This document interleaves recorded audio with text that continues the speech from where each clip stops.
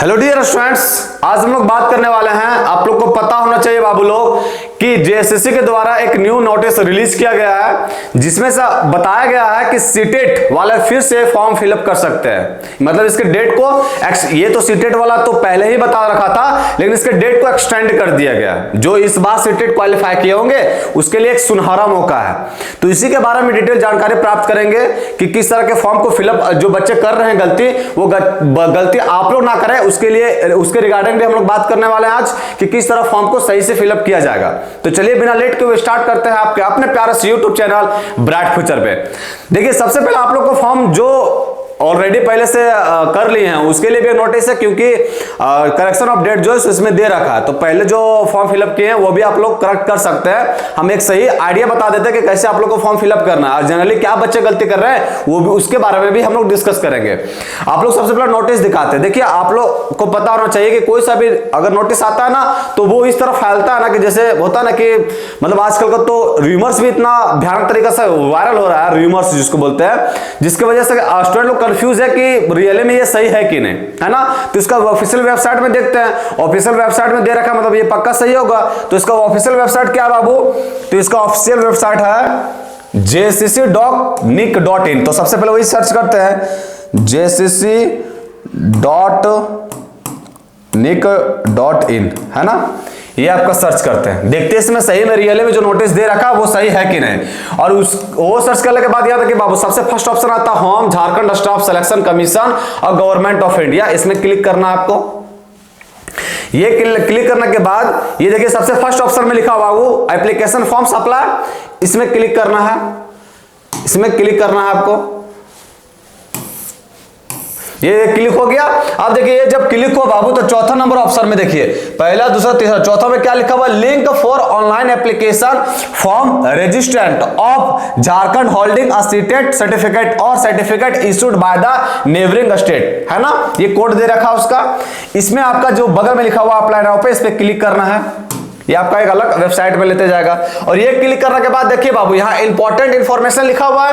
पढ़िए बाबू important information में सबसे पहले क्या लिखा हुआ है? तो सबसे पहले क्या लिखा बाबू कि candidates has to first register. नहीं, यहाँ देखिए यहाँ इंपॉर्टेंट डेट्स, ये कैसे अप्लाई किया जाता है सो बताया बाबू। इंपॉर्टेंट इंफॉर्मेशन में डेट्स को देखिए बाबू। इंपॉर्टेंट डेट में क्या लिखा हुआ है? Date for commitment of submission of online application. ये कहां से स्टार्ट हो गया? 23/3/2024 से, मतलब कल 23 तारीख सा, तो कल से ये फॉर्म जो है फिलअप होना स्टार्ट हो गया बाबू। उसके बाद लास्ट डेट कब है बाबू? तो last date for submission of online application कब है? 6/4/2024 तक। और last date of making fee payment, fee payment का सबसे लास्ट डेट कब है बाबू? तो 8/4/2024 को। उसके बाद लिखा date of take print out with upload photo and signature. Photo और अपलोड, फोटो और क्या है सिग्नेचर, कब तक लास्ट डेट अपलोड करने का है? तो 23 से लेकर 10 तक, है ना। 23/3 से लेकर 10 तक कर सकते कभी भी। और डेट ऑफ फॉर्म करेक्शन, अगर मान लीजिए को गलती किए हैं तो 11 से 12 तक मौका दिया जा रहा है कि आप उसको करेक्ट भी कर सकते हैं। तो ये जो भी हम आज डिटेल जानकारी प्राप्त करेंगे वो आपको जो पहले से ऑलरेडी को फॉर्म फिलअप कर दिए हैं तो वो भी देख लीजिएगा, क्योंकि वो भी कुछ ना कुछ गलती अगर किए होंगे तो यहां से करेक्ट कर लीजिएगा, क्योंकि ये इंफॉर्मेशन दे रखा बाबू डेट ऑफ करेक्ट करेक्शन, तो उसमें ये करेक्ट कर सकते हैं। और जो इस बार अगर मान लीजिए को फॉर्म फिलअप कर दिए हैं, कल तो किए तो 24 घंटे के बाद ही रजिस्ट्रेशन होता है, फिर 24 घंटे बाद वो पोर्टल खुलता है, फिर उसमें आपका डाटा वाटा लिया जाता है, उसके बाद फिर शायद 24 घंटे बाद पेमेंट होता है। तो अभी तो उम्मीद करते हैं कि इस बार वाला जो इस बार सीटेट क्वालिफाई किए उस बार तो अभी तक फॉर्म नहीं फिलअप किए होंगे, उसके लिए और जरूरी है। और जो पिछले बार भी किए होंगे तो उसके लिए भी जरूरी है, क्योंकि यहाँ डेट ऑफ करेक्शन दे रखा है। मान लीजिए पिछलका में गलती कर दी है तो वो भी 11 से लेकर 12 तारीख को भी करेक्ट कर सकते हैं, है ना। तो देखिए ये चीज तो हम बता दिए कि ये जो नोटिस आया है ये रियली में सही है, ये आपका कोई रिमर्स नहीं है, क्योंकि ऑफिशियल वेबसाइट में चेक किए बाबू तो यहाँ देख आपको दिखाई दिए सब नोटिस दे रखा है। अब देखिए बच्चे गलती क्या कर सो बताते बाबू लोग। तो बच्चों लोग गलती की कर जान रहे हैं कि जिसमें फॉर्म आप फिलअप कीजिएगा उस समय 2 ऑप्शन आती है आपके, एक आती है स्नातक और एक आती है इंटरमीडिएट। बच्चा की करा सोच रहा कि हम स्नातक मतलब होता ग्रेजुएशन, तो ग्रेजुएशन लेवल का पढ़ाई बोल रहा है, इंटरमीडिएट मार देते हैं। अरे बच्चा लोग इंटरमीडिएट का मतलब क्या होता है? इंटरमीडिएट का मतलब होता है, इंटरमीडिएट का मतलब कि वो शिक्षक जो आप क्लास 1 से लेकर 5 तक पढ़ाएंगे, 1 to 5 तक, है ना। अब स्नातक का क्या मतलब होता है? तो स्नातक का मतलब होता है जो आपका 6 to 8 तक पढ़ाएगा, 6 to 8 तक, है ना।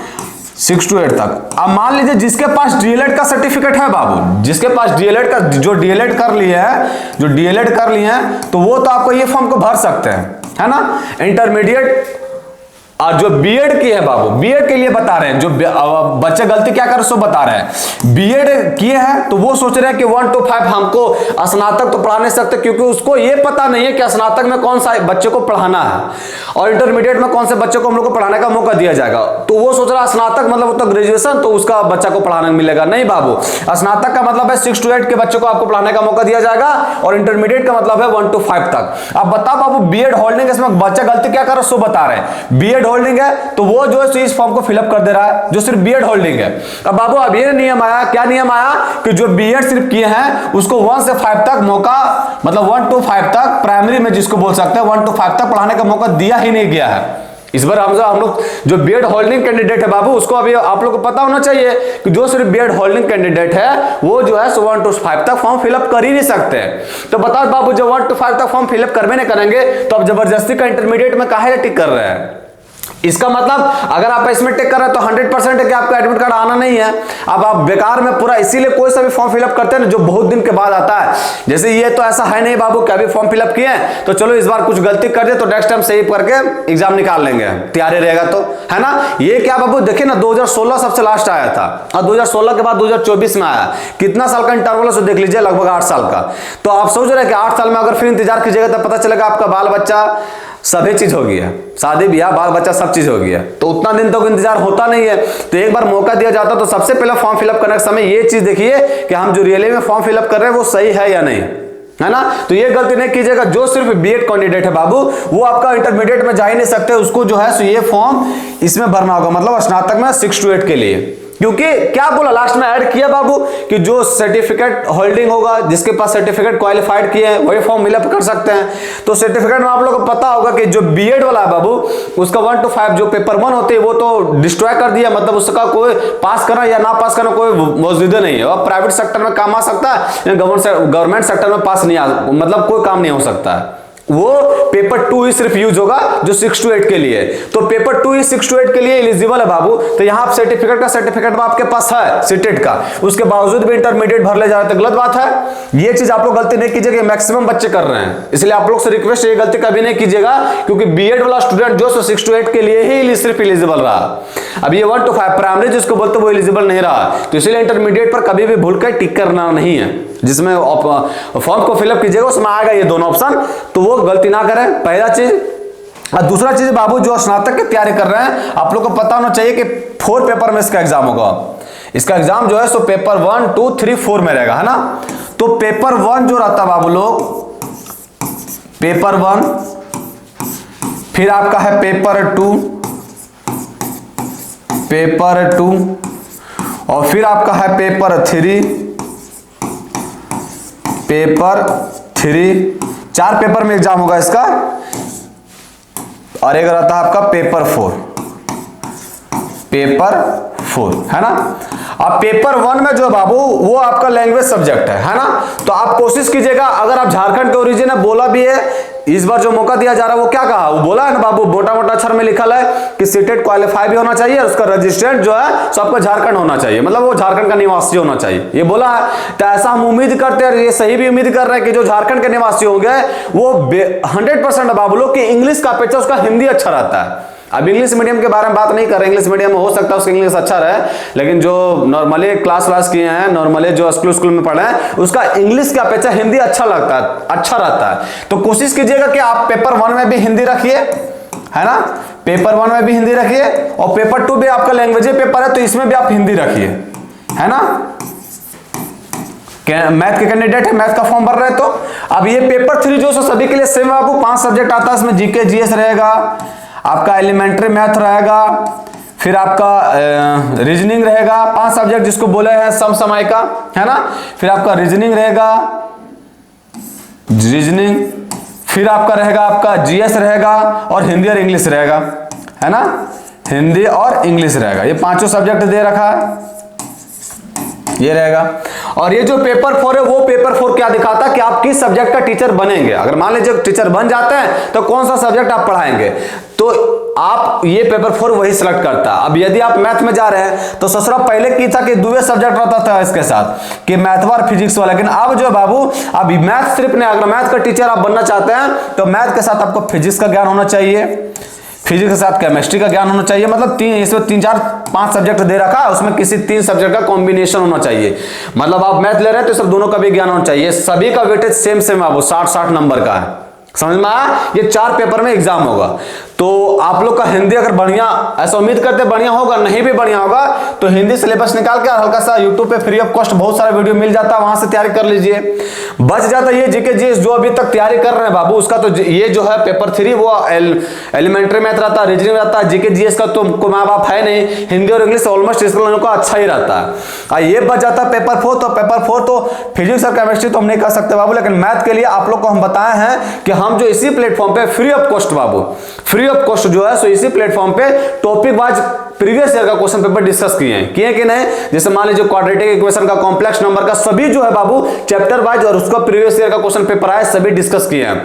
तो अगर देखिए कोई सा भी एग्जाम आप तैयारी करते हैं तो सबसे पहले आप प्रीवियस ईयर का क्वेश्चन पेपर सॉल्व कीजिए। क्यों? क्योंकि उससे पता चलता है कि हम पाने के स्तर के कितना ऊपर है और कितना नीचे हैं, है ना। अगर आपको पता चल जाता है उससे आपको एक आइडिया मिल ही जाएगा कि हाँ हमको इतना और मेहनत करने की जरूरत है, इसका यहाँ से और मटेरियल इकट्ठा करने की जरूरत है, वहां से आपको पता चल जाता है। तो पहले सबसे पहले आपका काम है कि पहले प्रीवियस ईयर का क्वेश्चन पेपर करता है। अगर आपका ऐसा नहीं होता है कि अगर पहला पूरा full to full topic wise करें तो हम जो है सो जेसीसी टीजीटी जो 2016 में आया बाबू, उसका पेपर 1 मतलब जो मैथ है वो सॉल्यूशन करवा रखे हैं। 75 क्वेश्चन, पहले तो 150 नंबर का आता था, 75 आपका फिजिक्स और 75 मैथ। तो 75 क्वेश्चन में मैथ में 25 क्वेश्चन करवाए बाबू, जो 50 रह गए उसको कराएंगे नेक्स्ट डे, लेकिन 25 क्वेश्चन वो आप लोग वो क्लास कीजिए और 25 क्वेश्चन देखिए करके कि रियली में जो हम लोग पढ़ रहे हैं वो फ्रूटफुल है या नहीं, जहां से आप मटेरियल इकट्ठा कर रहे हैं कि वहां क्वेश्चन बन रहा है कि नहीं, और कितना हम पाने के ऊपर कितना पाने के नीचे है, वो लेवल जरूर चेक कीजिए।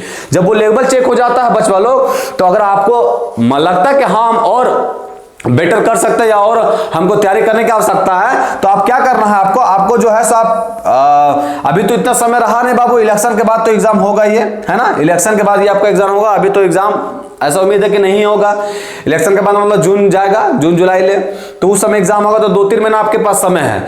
तो ऐसा देखिए बाबू, ये सब जो रहता है ना आपका ग्रेजुएशन का, मतलब अगर आप लीजिएगा मैथ के बारे में तो ग्रेजुएशन का रहता है बाबू 20%, और आपका 11-12 का रहता है 60%, और 10-20% आपका रह गया 10वां के। ये आपका 12वां का रहता है लेवल, ये आपका ग्रेजुएशन का लेवल है मैथ में जो आएगा क्वेश्चन बाबू, और ये आपका 10वां रहता है अंडर 10, ये 10वां लेवल का है। तो ये सबसे वेटेज आप देखिए किस में रहता है बाबू, किस में रहता है 60 में, जिससे ये परसेंटेज बता रहा है। अब ऐसा नहीं सोचेगा कि गुरुजी अगर में तो 60 क्वेश्चन में रहेगा, तो आप कैसे लिख दिए, सो ये परसेंटेज दिखा रहे बाबू 60%, है ना। ये 60% रहता है, ये आपका 20% रहता है, और ये आपका 20% रहता है। तो इस तरह का परसेंटेज रहता है। 12 क्लास का जो बाबू 11-12 जो है 11-12 उसका वेटेज कितना रहता है 60% बाबू।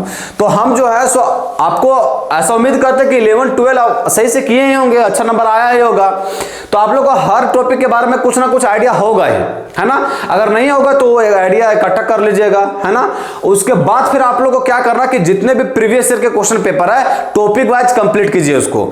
जैसे मान लीजिए हम क्वाड्रेटिक इक्वेशन के बारे में कहीं फंस रहे हैं, तो उसका एक कंप्लीट वीडियो देख लिए जिसमें हमको समझ में आ गया कि क्वाड्रेटिक इक्वेशन से किस किस तरह के क्वेश्चन आते हैं, और इसका जो बेसिक कंसेप्ट है वो कवर कर लिए हम। जब ये चीज हो जाएगा उसके बाद फिर आप जो है सो प्रीवियस ईयर का क्वेश्चन पेपर कीजिए। कहां से कीजिएगा प्रीवियस ईयर क्वेश्चन पेपर, हम इस चैप्टर में बताएं बाबू आप लोग को तुरंत ही क्या कि इस प्लेटफॉर्म पे आपका फ्री ऑफ कॉस्ट जो टॉपिक वाइज है बाबू, वो हमको प्रीवियस ईयर का क्वेश्चन पेपर करा रखे आप लोग को, है ना। तो आप लोग को फिर प्रीवियस ईयर का क्वेश्चन पेपर करना है एकदम टॉपिक वाइज बढ़िया से एकदम। और ये इस बार बढ़िया मौका बाबू, और ये भी जो रिलीज किया है वो होली के पहले किया है, मतलब होली भी धूमधाम से मनाइए, और होली से पहले किया है। फॉर्म को फिलअप करते समय ये बात याद रखिएगा, और दूसरा बात ये भी याद रखिएगा कि इस बार मेहनत पूरा गर्दा उड़ा के कीजिए, क्योंकि आप लोग को पता होना चाहिए बाबू कि इसके पहले एग्जाम जो ना सो 2016 में हुआ था बाबू लोग, 2016 और अभी हो कितना बाबू 2024, मतलब कितना साल का गैप है, तो लगभग 8 साल का गैप है बाबू।